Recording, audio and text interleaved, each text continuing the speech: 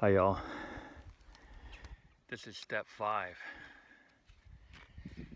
in planting the extreme drought tolerant garden. Okay. Now, so all the rows have been made. Okay. And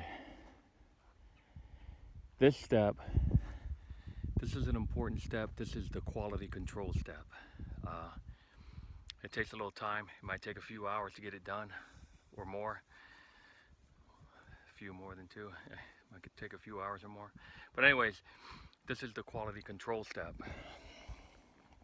Now, I've been doing this for about 6 or 7 years now, starting from scratch. And now these rows, I was going for 70 feet, but they're 79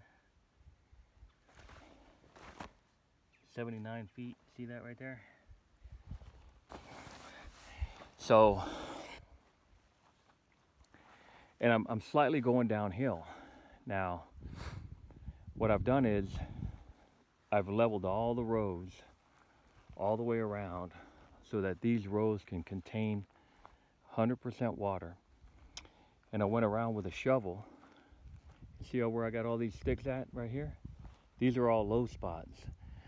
And let me show you how that is, how I was able to determine that. This entire perimeter, notice how all the rows are flat on the top. See that? Low spots that need to be filled in. Do you see these right here are raised? They're like little dams. So that way this area will fill up with water, and then once the water level gets above that, it'll fill that in down there. So it creates a little dam.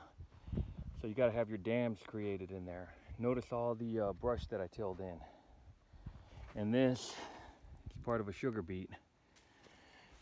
But, so let me show you how to do that. Flatten these rows out. You take this flat shovel right here, the flat end, and you just walk it on top all the way around the perimeter. And when you hold that shovel, you're going to be holding it a certain way to where as you're walking, you're going to have like a strong arm on it. If the hills are too high, the shovel will flatten them out to your walk, the way you walk. And then you can spot the low spots. And then you just take that shovel with all the extra material that fell off the side and you fill that in. And that's how you level the whole thing out. Now, I've already leveled a lot of this. This is what's left over. So I've got to get material from other locations where, the mounds were too high and move it over.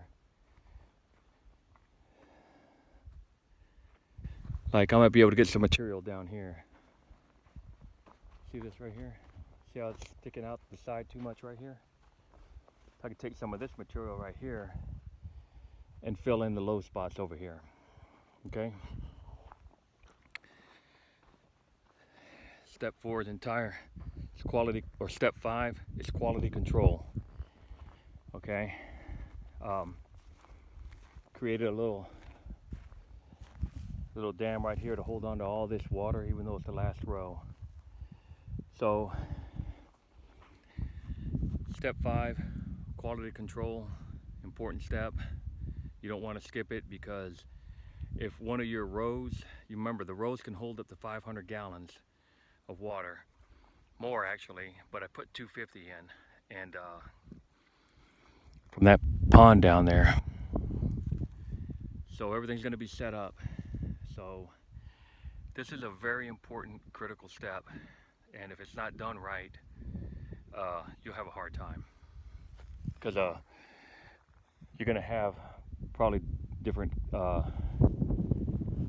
plant growth. Some are going to be starved with water and some aren't. Okay, that's it right there. She looks a little bumpy in some areas, but that's all right. Okay, and then the next step, I've got to do a step 6, and the step 6 is going to be determining the spacing and all that, but I'm going to cover that on the next video. But right now I just want to do step 5.